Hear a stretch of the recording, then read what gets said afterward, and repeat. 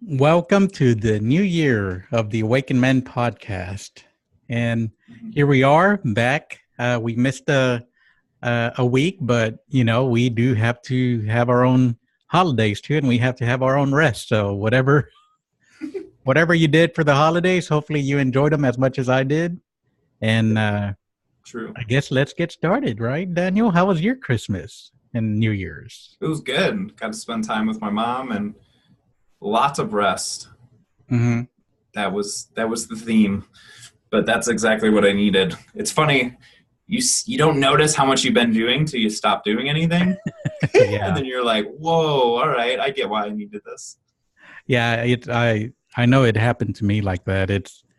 I didn't realize how much stuff I was doing, and then finally I sat down afterwards, and it's like, holy cow, I am tired. Yeah. Well, it is winter time, so Yeah. I think it is that time of rest. Well, I think that's a good way to talk about some things that I've kind of been noticing. Uh, how we just happen to be always busy. I don't know if you noticed that we seem to take pride in being busy.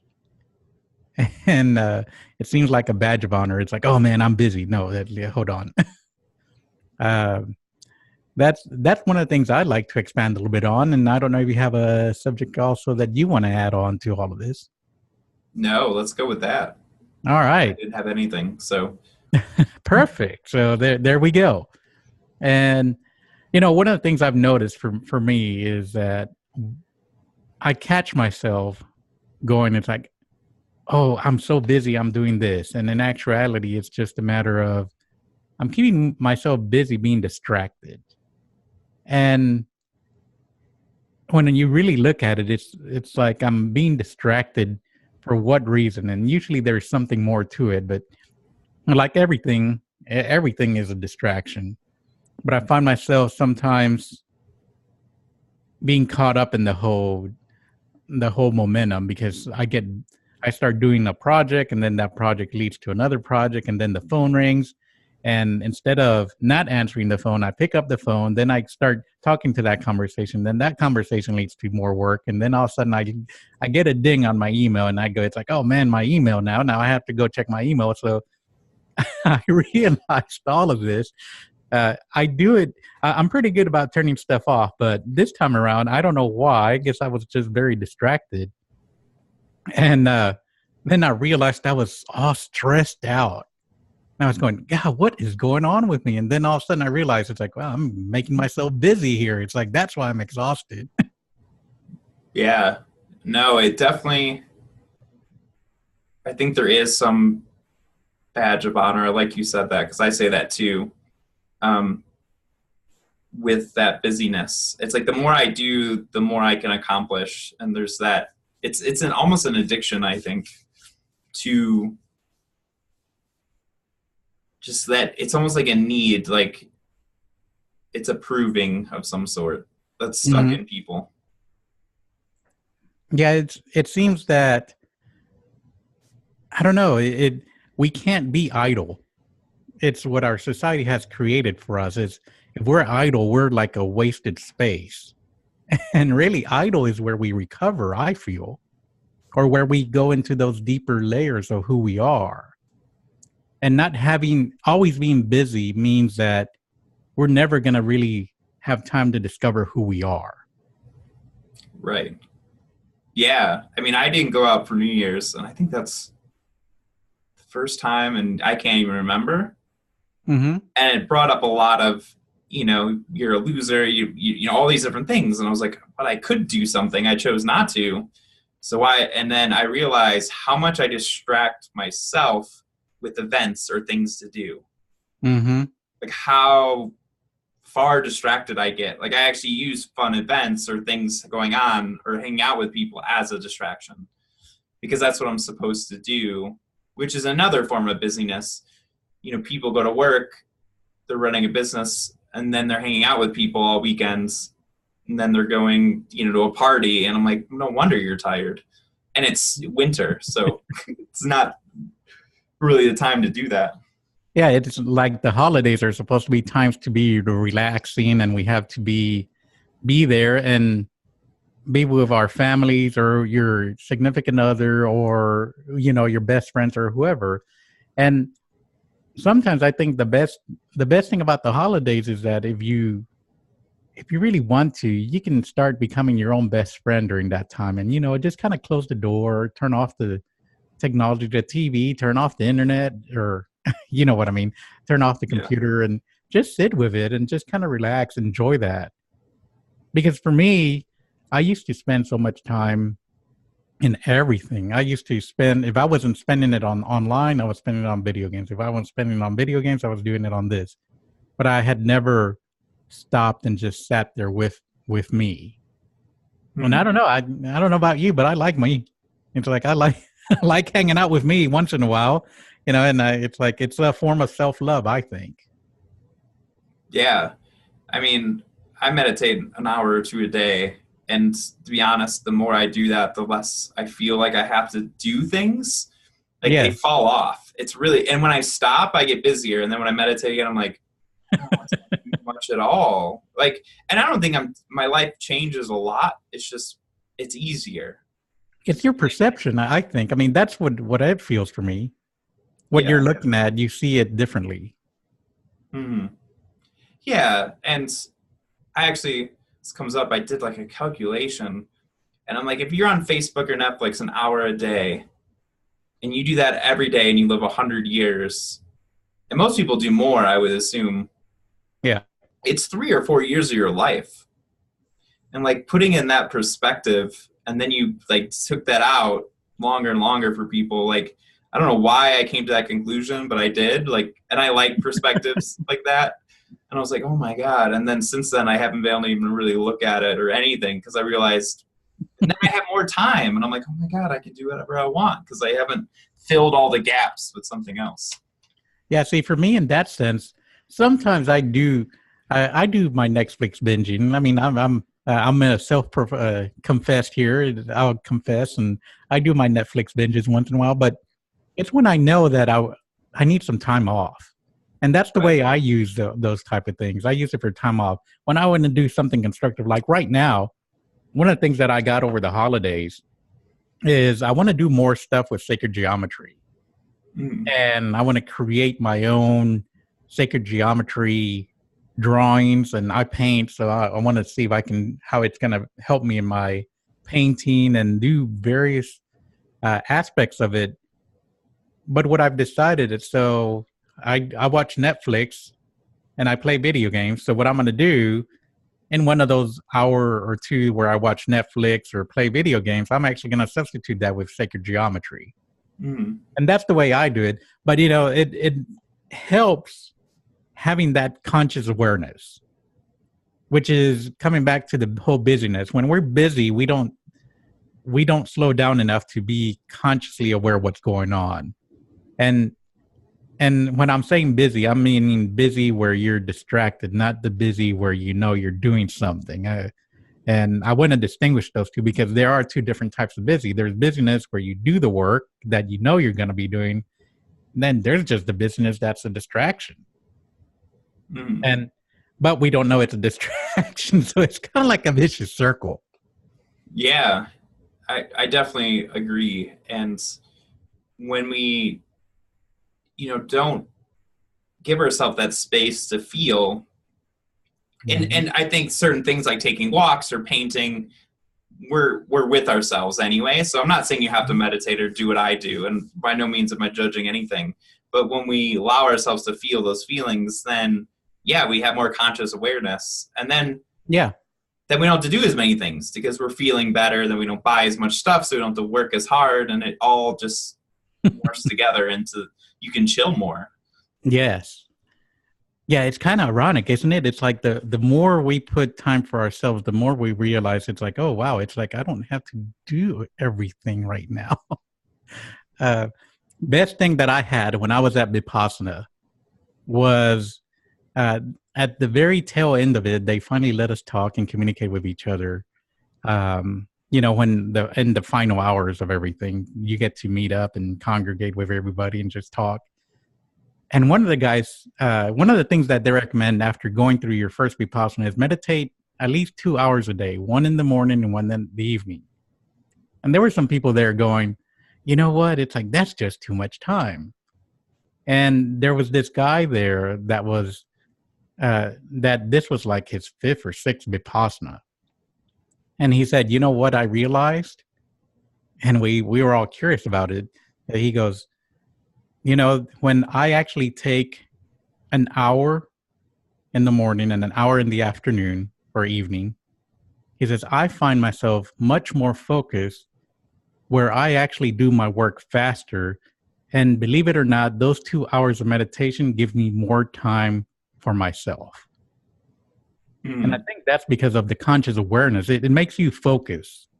And it's very powerful because I try it. I do different types of meditation. And I'm talking like sometimes when I paint, I'm in that meditative state. That's how so I always like to do different types of things as my form of meditation, you know. But it does help in focus. Yeah. Because you realize you don't have to call those 3 people, or you might be like, man, I don't have to clean up my house as much as I really think I do. Or like these things come up and it's, you're in the flow state, which makes it so much better. And I agree. Like if I stop meditating for an hour, I see a difference. When I do it, it's easier. And the more I do it, it's literally like I really only have to go to work, eat, and go to sleep. Like you start getting to this point, you realize that's all you have to do is survive. Yeah. So as long as you're surviving, you're good. Like people think they need to create like this big thing for the world. And I'm like, well, you don't need to. You will anyways, but like it's not necessary every day. But that's the whole thing. I think you said it. It's that flow.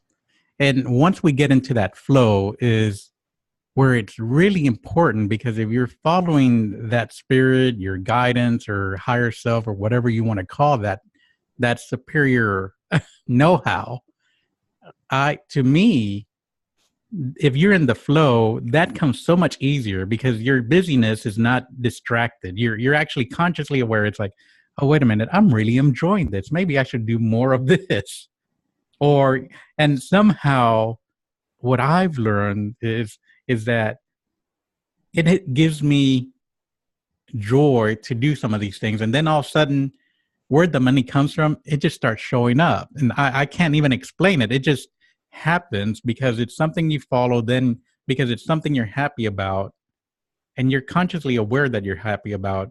Somehow you start creating more ideas. It's like, you know what, I could do this. I could sell that. Maybe, oh yeah, I like this, and blah, blah, blah. And it keeps going and going. Yeah. Pretty no, I totally agree. And abundance, and then you start realizing, you know, when you talk about money or abundance, that just having what you need in the moment is that abundance, and you're just okay with that. You get to, and it took me a long time to get to that point. When you're a male, you're so conditioned, you have to have a bunch. Yeah. I'm like, oh my God, like I have everything I need all the time, and I have tons of space, and yeah, the money comes when I need it. Or like I had a meditation that told me to fast. Now I'm fasting and I'm eating broth for a week. And I'm like, and part of me went, oh my God, for fasting, I'm going to save $50 to $100 on food if I keep on fasting. And it's like, it doesn't matter, but it was like a way of I noticed the abundance, not just in what I make, but what I save. Because that's a huge amount of abundance too. That I think we forget sometimes. Yeah, it's very important. I mean, that the abundance, it's different for everybody. And that's one of the things that I really want to make sure we get through, because there's people that say abundance is money. It's like, and then there's, to me, abundance is not just money. Abundance is things or yourself, something abundantly, like being abundantly happy even. That's abundance to me. If you have a lot of money and that's what you want for your abundance, great. And, you know, is that what you want? If you want a whole bunch of clothes and that's abundance for you, hey, more power to you if that's what makes you happy. But I want to make sure, because I have a thing about that we lose so much things because we judge things. We like people. I hear it a lot in the spiritual world also, where the metaphysical world, where, oh, money is bad. And money's not bad. It's just the way it's being used is bad by the individual. Right. And because it can do a lot of good. Mm-hmm. And it's just a matter, it's another tool. And it's the way I see it, it's just another learning tool. I mean, because if you're using it for bad and you're consciously aware you're using it for bad or whatever, you'll realize, wait a minute, this is not the right thing to do. And hopefully it makes you aware that maybe you should use your money for something else. So I want to get that clear. Abundance is not money. Abundance is whatever you want as your abundance. Right.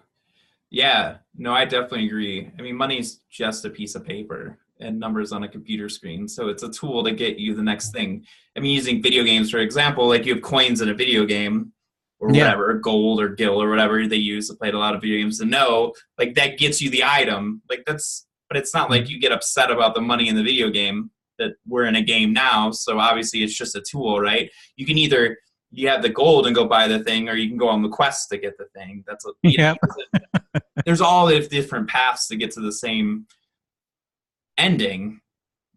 And to me, like if I have time to paint, that's abundance, like my models. Or if I go to the grocery store and I'm like, holy crap, sometimes I'm like, look at all this food that we can get right now. Like this is ridiculous. Like this is abundance. Or whatever case, you go on a walk. Like the fact I can go on a walk at 2 p.m. is abundance to me. But for someone else, they don't want that, right? They want more nice house or things, and which is great. And and finding, I think that's the difference. We're talking about men going from this is what a man's success looks like, right? And then what is your success?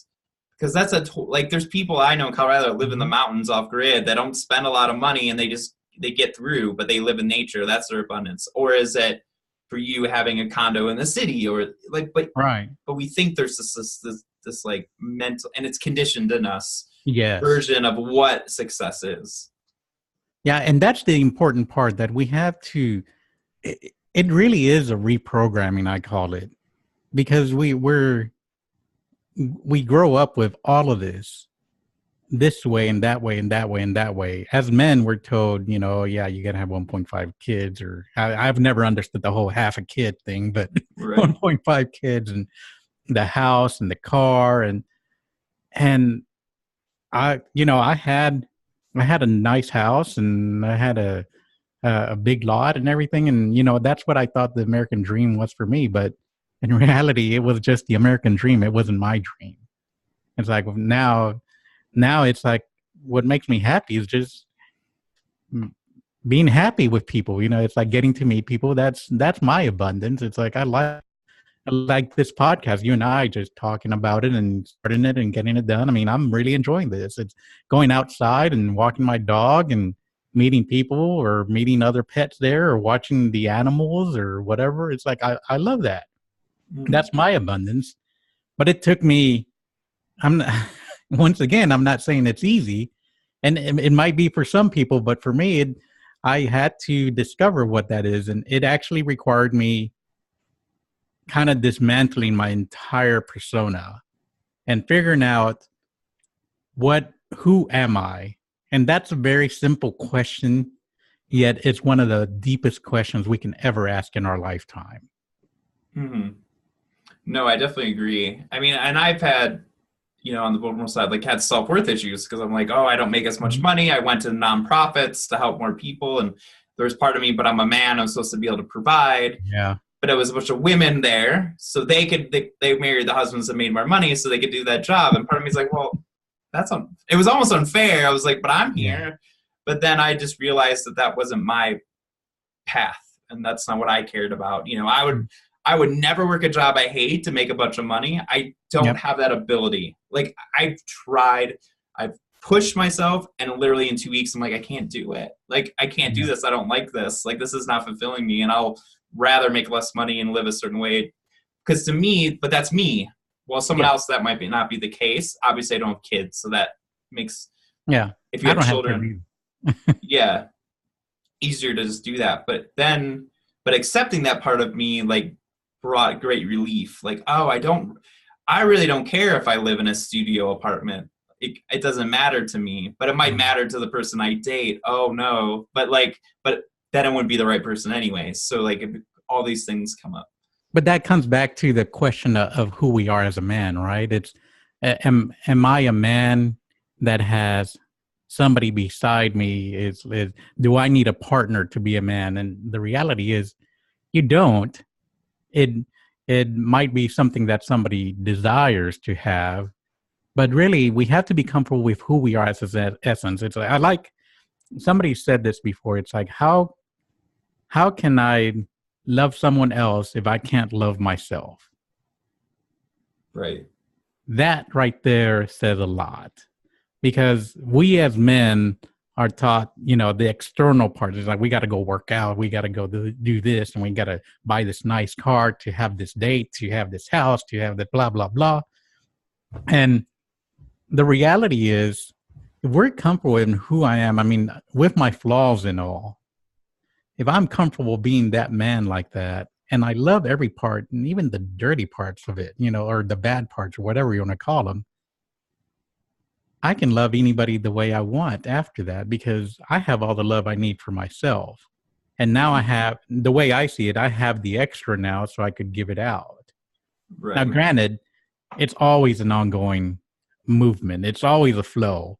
It's not a constant thing. And that's another illusion I want to make sure we talk about, that to dispel, that it's not always, what's that saying? It's a rosy, it's not always great during all of this. And there are ups and downs, and that's the part where the work comes in to really begin to understand yourself.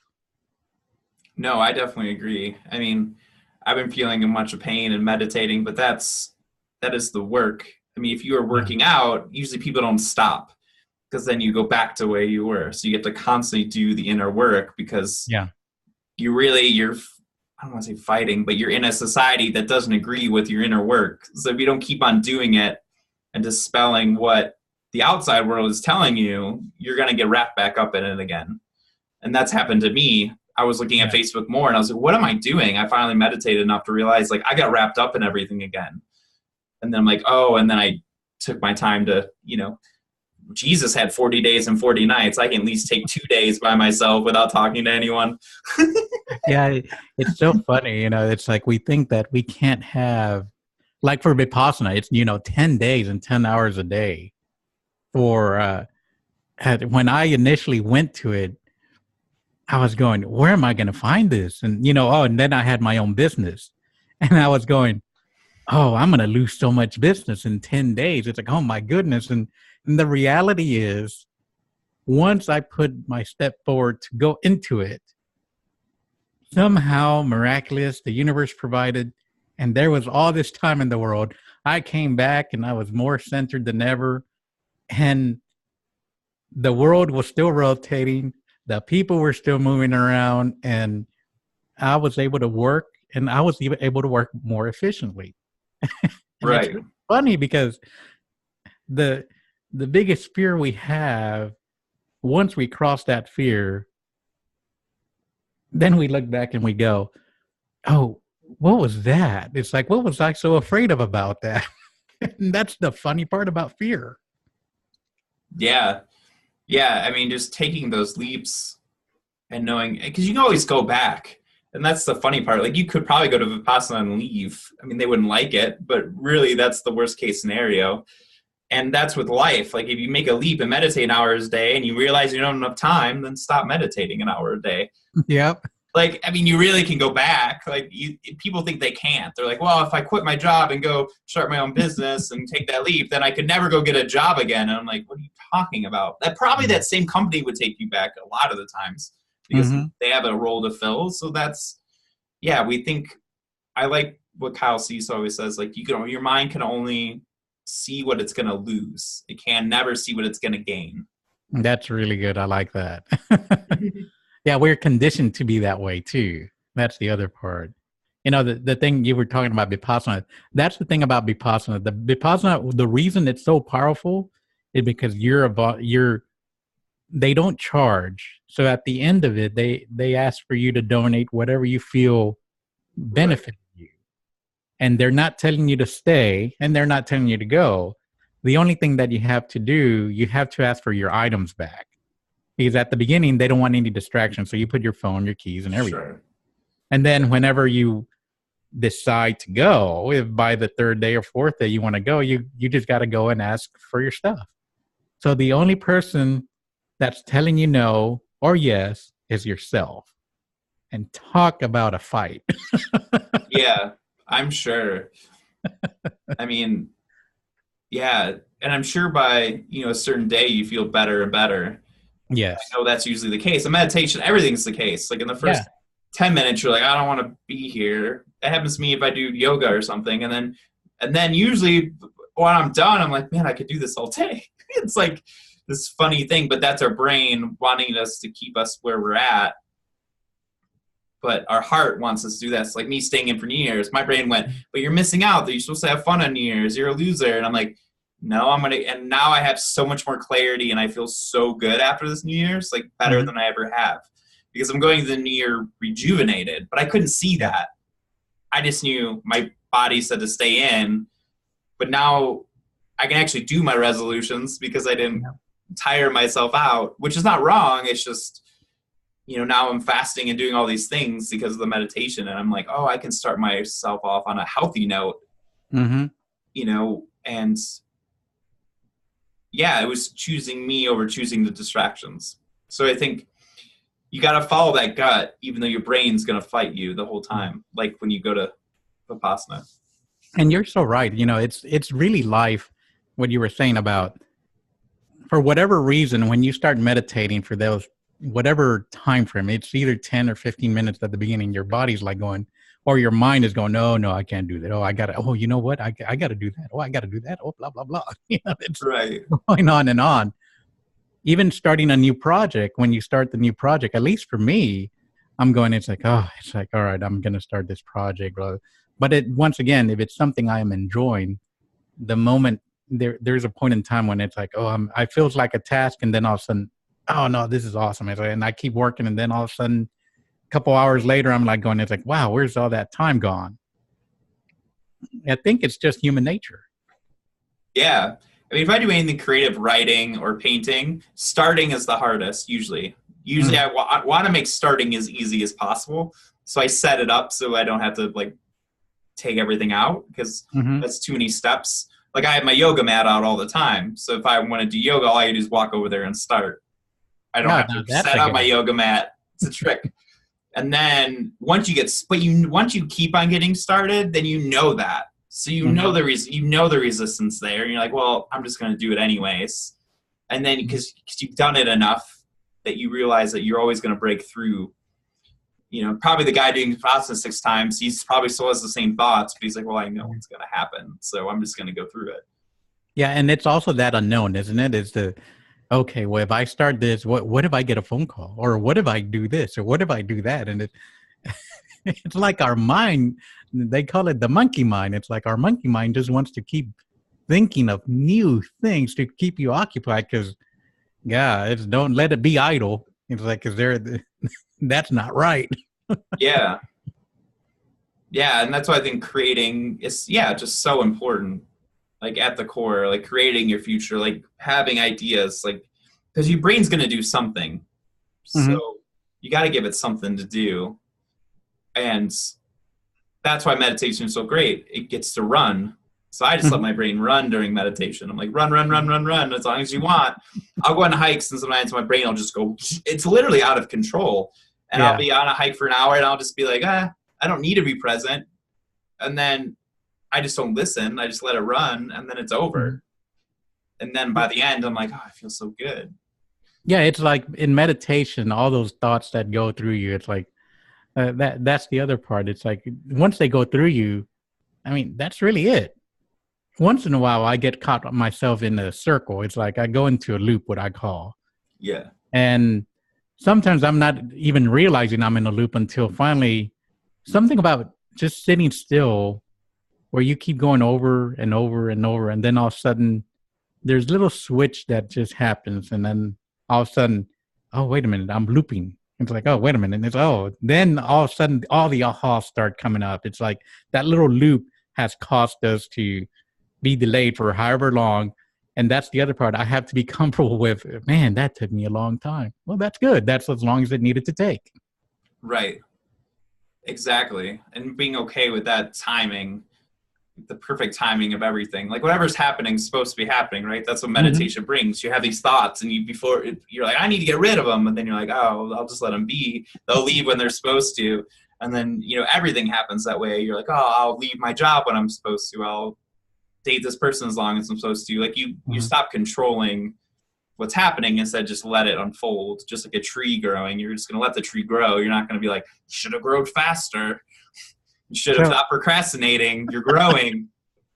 So I have a question. How do you overcome some of those issues? So like you said, like with the yoga mat, you talk about procrastination, because sometimes I'm guilty of it and sometimes I'm actually pretty good about it. So what kind of tips do you have like for procrastination? For me, this is what happens. Sometimes I delay on getting something going, and for whatever reason, I just don't get it started. So what would you say, for example, I want to write a blog, let's say, and what would you recommend to somebody that, like me, that would want to start a blog and keep it going? How would you keep it going for you? I mean, I would just meditate. Honestly, like I'm not a big fan of like pushing yourself through, because one, by fixing procrastination, you're procrastinating. So it's bizarre. So people are like, I'm going to go to a procrastination seminar. I'm like, what are you doing? Like you're literally going to someone to talk about procrastination when you could just be writing the blog. So, oh, I love that. That's awesome. So just meditate, and then you'll realize you're not procrastinating. I love what Abraham Hicks says. Procrastinating is waiting for perfect timing. So you're not ready to do it. That's why you haven't done it. So don't beat yourself up for not doing it. Just know it'll happen when it happens. Because it's like the anxiety thing. You get anxiety. People procrastinate and then they get mad that they haven't done the thing they're supposed to do, which just keeps them from doing the thing they're supposed to do. But if you go sit for an hour, I bet you'll do the thing, or you'll realize you don't even have to write the blog because your life is already okay. And you'll do it at the right time. What's really funny, that's one of the things I've come up with. It's like, I go, you know what? Maybe I just don't need to write the blog. Maybe it's just, I just have to get on here, and do a video or something, or just do a little Facebook status. Maybe that's all I need. I don't need to write a whole blog. And I have to allow myself to be, to flow with it. That's been a big thing for me last year. It's like moving through that flow and allowing for that flow to move through me. And, I was talking about procrastination, but sometimes I do have those issues of procrastination, but then I go into that circle. It's like, I go, wait a minute, but it's not the perfect time, but yet it is the perfect time. So is it really what I'm supposed to be doing? And that's what I mean by a loop. If anybody was wondering, that's listening. It goes into that loop. And if you're procrastinating, you might be procrastinating. So one time you could teach people not to procrastinate. So you're exactly where you're supposed to be, because you're learning to overcome it. So you could help other people overcome it. So but again, but if you sit on your mat or whatever, the couch or your car, or meditate or spend time with yourself, I guarantee you that'll fade, because procrastination probably comes from a childhood issue where your parents said, why didn't you clean your room yet? And you got upset. So now you're trying to do things that you're supposed to do to please someone else, right?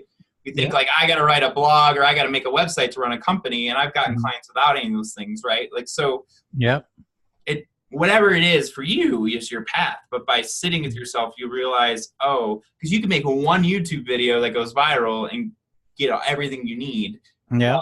But you're supposed to write a blog and have, like, right, there's the shoulds of the business that you don't actually need to do. Yeah, it's that's why I like to do everything as a lesson. And sometimes I have, I'm saying it out loud for me also, because sometimes I forget that all we're doing is we're getting lessons. I mean, everything happens to us. There's a lesson to be had. Not that life always has to be about a lesson all the time, but in those challenges, I do forget that there's a lesson. And usually thinking of it as a lesson makes it a little bit more, um, what's the word? It makes it a little bit more manageable and makes it easier, because once you realize that, we're all just human beings that are learning here. And it's okay. There's nothing wrong with not knowing. There's nothing wrong with saying, I don't know. And if you really want to dig into it, say, I don't know, and I'll get back to you. Or, I don't know what to do here, but I'll research it. Or, yeah, I do not like that in myself, but, it's like I'm not ready to tackle it. Admitting that, even saying it out loud for me helps. Mm-hmm. Yeah. Then you don't have so much spiritual pressure. Yeah. There's pressure to grow. And you grow exactly how you're supposed to and when you're supposed to in your perfect path, and everything's just good, but people want to rush it. And yeah, I guess I've learned more and more by staying with myself and integrating and not going to things and not going to self-growth stuff. I've actually excited about spiritual things and said no, because I realized I didn't need more. I didn't need to learn anything more right now. Like, sometimes you got to stop going to school and just live life. Yeah. Yeah. I mean, it's like opening, you have a house, and this is what I equate any type of learning, spiritual growth, college education, or whatever you're learning. I equate it to a house, and it has tons of doors. And if you're going to all these seminars, or if you're going to school all the time, all you're doing, you're opening up another door and another door and another door, but you've never walked into the door.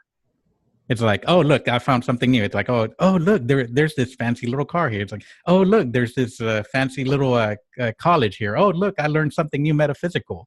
Or, hey, look, I opened this up. But the real strength of everything that we're learning is once we walk through the door and we stay in that room a while. That's how I equate what you're talking about. Yeah. And I resisted this for a long time, and you don't have to do this. It's just, ideas. Like in India, spiritual teachers will say, only listen to one. Mm-hmm. And I get it now, because if you listen to 8 different things, you're scattered, because they contradict each other a lot of times. And all spiritual teachings do, because it's a paradox of their life. So they're always going to be like, rest more, then go take action.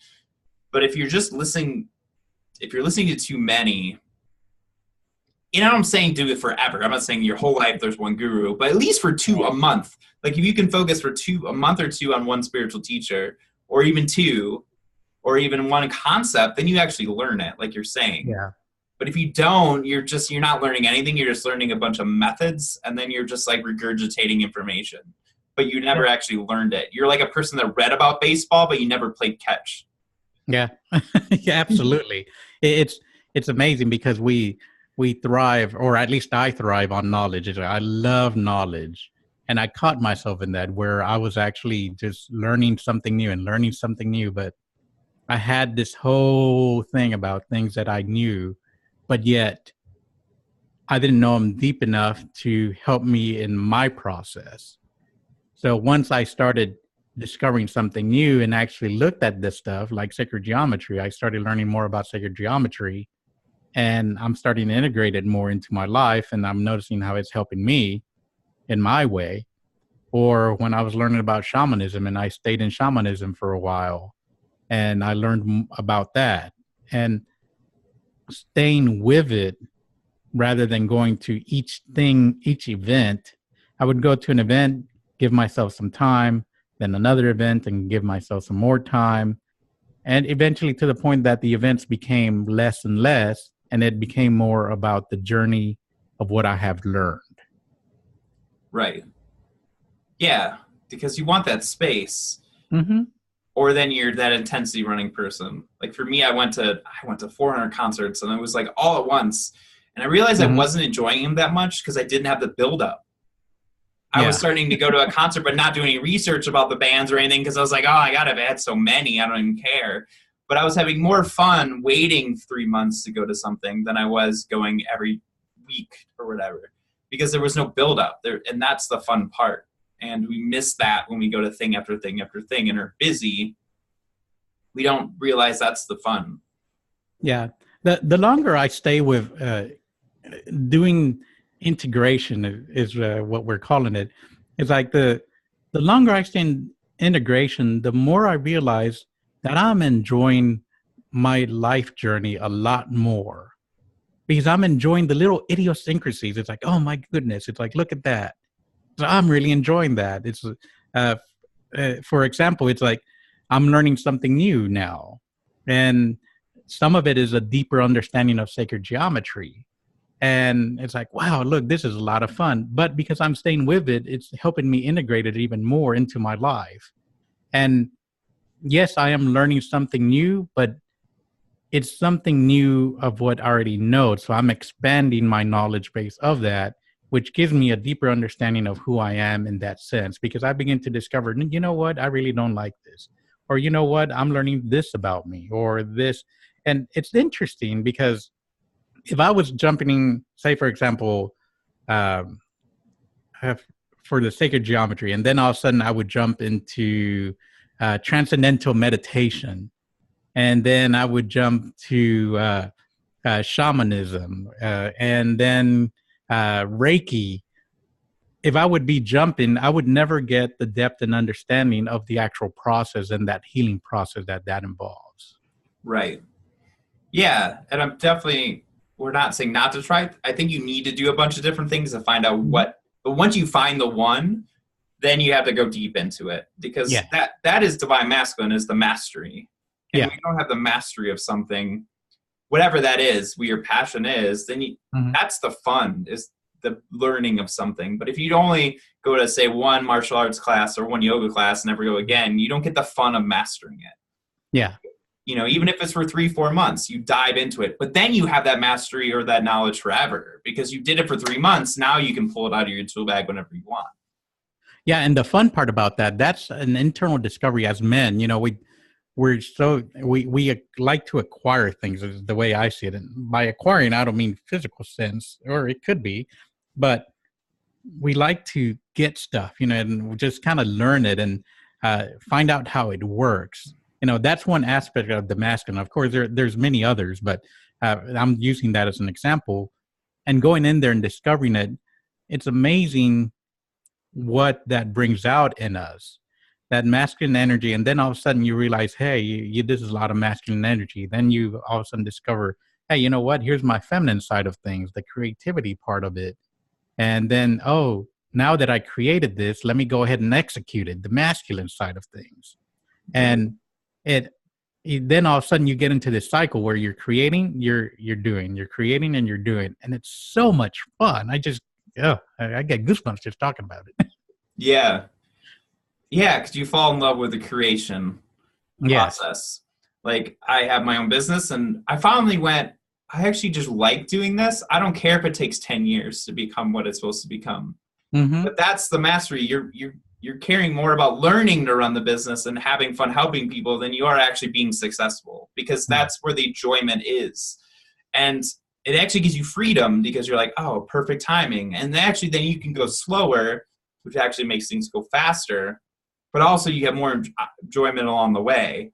It's like you can get to your destination, 24-hour road trip, and drive straight there. You can do that sometimes. That's your path, and that's great. Or you can take 3 days and enjoy it. And and that's the balance of masculine and feminine. You want the destination, but let's enjoy getting to there instead of being like, I got to get there now. Like most people that have created anything great, it's taken them 5 or 10 years. And that's why it's great. That's why the tree is amazing, because it took 100 years to grow. I know. And that's, that I'm always amazed by trees, because the trees are a perfect example of what patience does. If you are just patient, I mean, look at some trees. They start from little things about that small. I mean, actually from that small, from a seed, and then they become this enormous thing.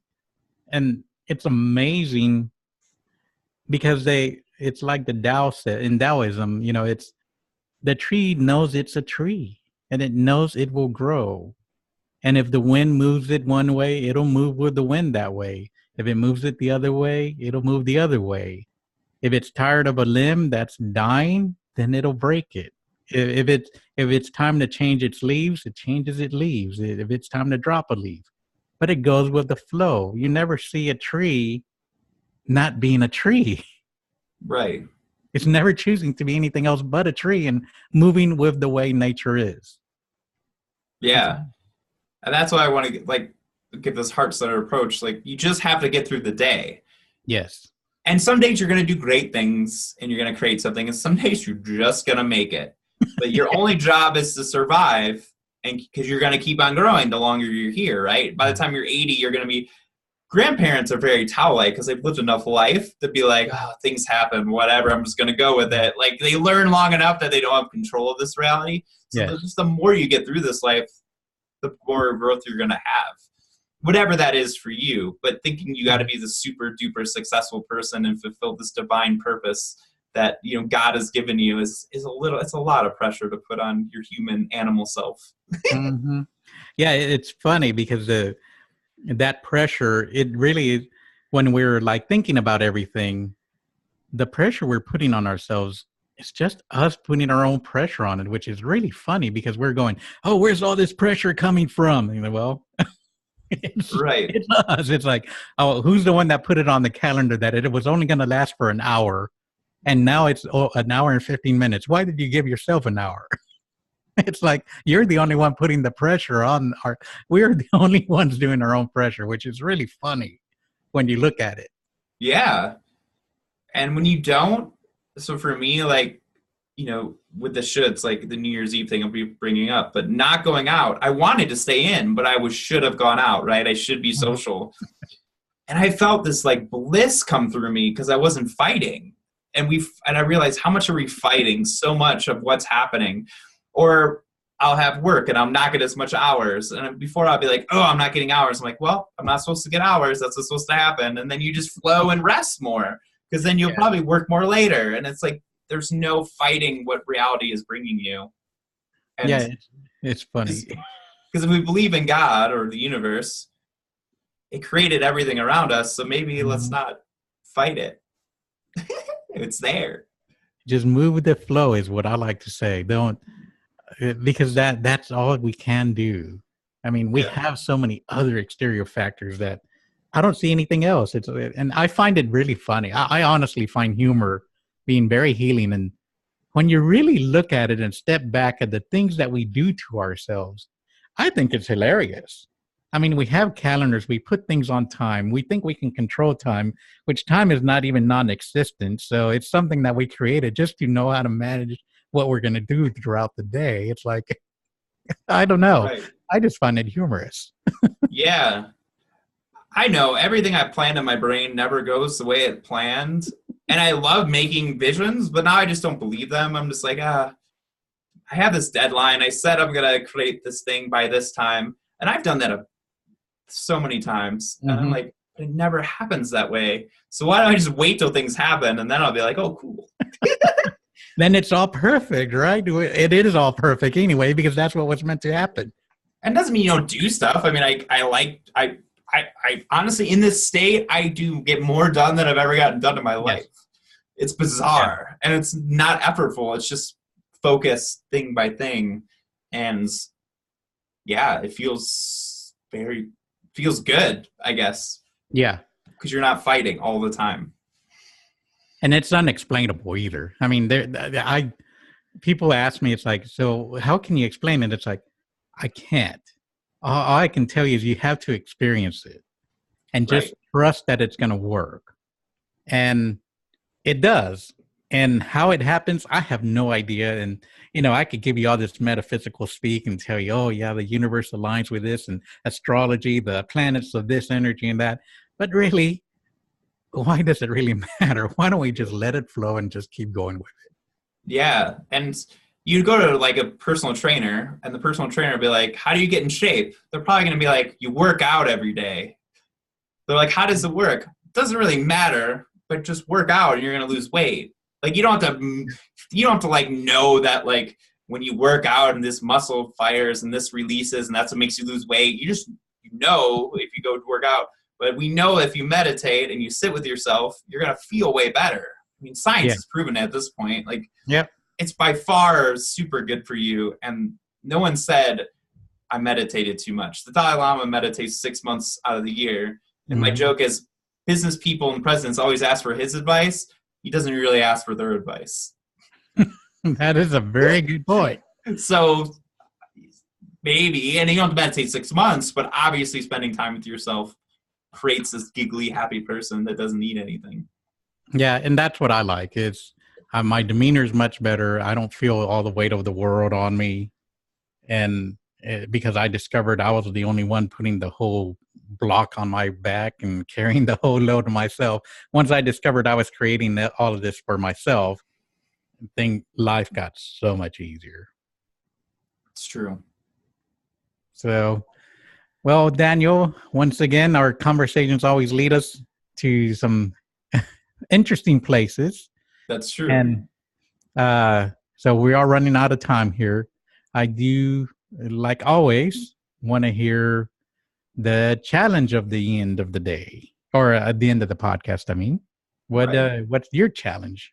Well, I've talked about meditating forever, and that's I'll just always put that out there. But also going outside 30 minutes to an hour a day, like committing to that, which seems ridiculous that we're only outside 30 minutes an hour a day. Like I giggle, like that's a challenge. Like go outside your house, and I don't mean in your car, like at the store. I mean like actually outside, like walking or something. You'll be surprised how many people don't do that, though. I had to challenge myself to do it. I mean, I live in Colorado, so I go hiking. Like that's why I'm talking a lot about trees. But like just doing that, and even you can do a full day. Like you actually be outside for a long period of time. Like you'll feel your body is going to feel better. So that would be my suggestion. Well, even if it's winter, I went out in 15 degrees and hikes, so there's no excuses. More power to you, because I'm in Texas, and I give me the sun and the heat. It's like I'm all right with that.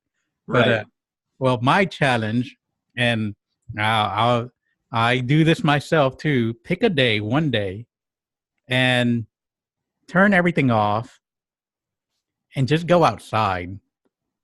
If it means disconnecting, leaving your phone home, or turning off the computer, no tablet, or you know what, not even take a book, and just go and walk for a whole day, or just have no technology at all for the whole day, and see how life is going to be so different.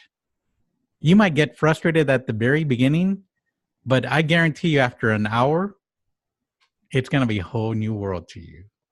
So that's my challenge for you guys. So go ahead and hopefully you can do that. And, comment with us, subscribe to our channel. We're doing a podcast there every week. We're publishing one every week. So if you have any ideas, please let us know. And we also have a Facebook group. I got to talk with Daniel on a couple more specifics on the group, but we'll talk a little bit more about it next time. Anyway. Awesome. Sounds good. Thank you, Daniel. And thank you, audience. And we'll talk to you soon.